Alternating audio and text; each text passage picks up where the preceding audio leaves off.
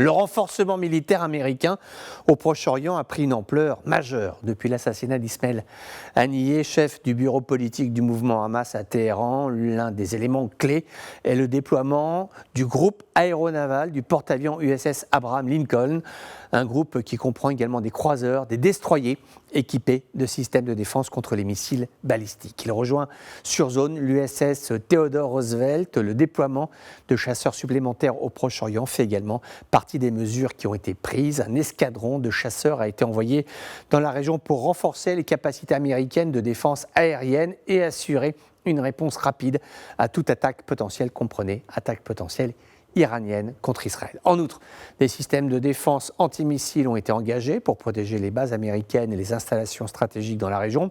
Cela n'a pas empêché qu'une base américaine vienne d'être attaquée en Irak avec au moins 5 blessés. Tout de même, c'est important, c'est dans la ligne de consolidation de la présence américaine. En outre, les déploiements aériens et navals, au-delà de ça, il y a la présence au sol de troupes qui se renforcent. Un groupe amphibie de la Marines qui comprend environ 4000 hommes est stationné pour pouvoir fournir un soutien logistique et opérationnel.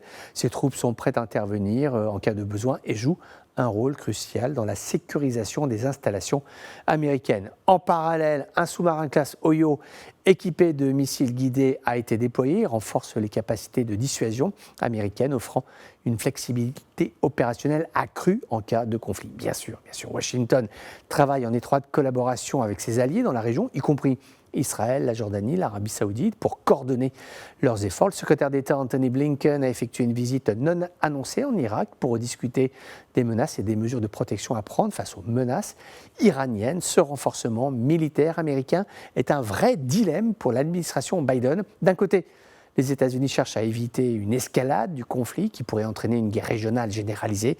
De l'autre, ils doivent démontrer leur engagement à défendre Israël et leurs alliés contre les menaces iraniennes. Comment se protéger, comment protéger sans provoquer d'incendie? Ce n'est pas simple pour les stratèges du Pentagone et les stratèges de la Maison-Blanche.